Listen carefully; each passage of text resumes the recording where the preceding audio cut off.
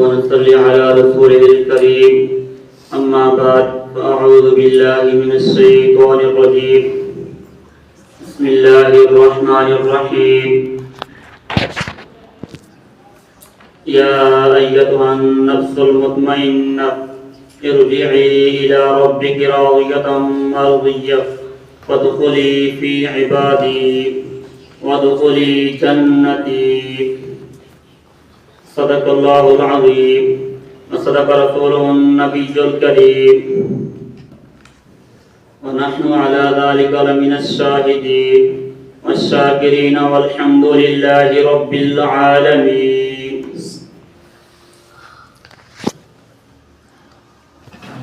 گناہگاروں نہ گھبراؤ، سیاہ کاروں نہ شرماؤ، گناہگاروں نہ گھبراؤ، سیاہ کاروں نہ شرماؤ، سنو آواز کانوں سے جو آتی ہے محمد کی، گناہگاروں کو کھڑے دربان روکیں گے، حکم ہوگا کہ آنے دو یہ امت ہے محمد کی.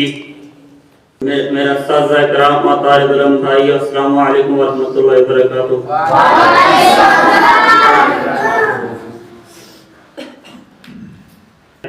جب انسان کے مرنے کا وقت آتا ہے ایک فرشتہ اس کے مقرر ہے.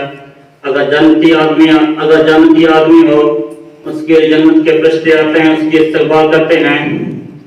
اگر جہنمی آدمی ہو گئی پھر اس کے جہنم کے فرشتے آتے ہیں، جہنم کے سامان لے کر آتے ہیں، لوہے کے ہتھوڑے ہوتے ہیں، اس کو لوہے کے ہتھوڑے سے روح قبض کر رہے ہوتے ہیں. حدیث شریف میں آتا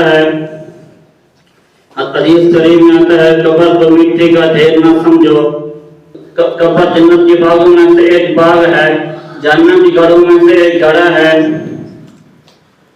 ایک اور حدیث میں آتا ہے کہ جب انسان فوت ہو جاتا ہے، جب انسان کو قبر میں رکھ دیا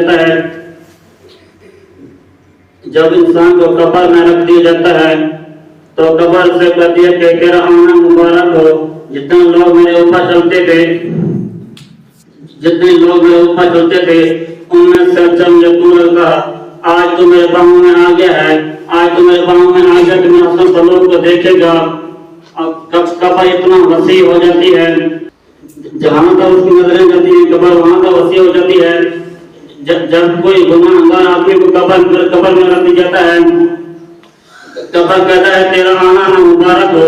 جتنے لوگ میرے اوپر چلتے تھے ان میں سے بڑا یقین رہتا تھا آج تو میرے پاؤں میں آ گیا ہے، میرا وہ سب لوگ برائی کو دیکھے گا. قبر اتنا تنگ ہو جاتا ہے کہ آپس میں پس کے گھس جاتے ہیں. ایک اور حدیث میں آتا ہے کہ قیامت کا دن 50,000 سال کا ہوگا. قیامت کا دن 50,000 سال کا ہوگا. مومنوں کے لیے ایسا ہے کہ فجر کی 2 رکعت سنتوں میں جتنا وقت لگتا ہے مومن کے اتنا وقت ہے. دعا کے لگا ہم سب کو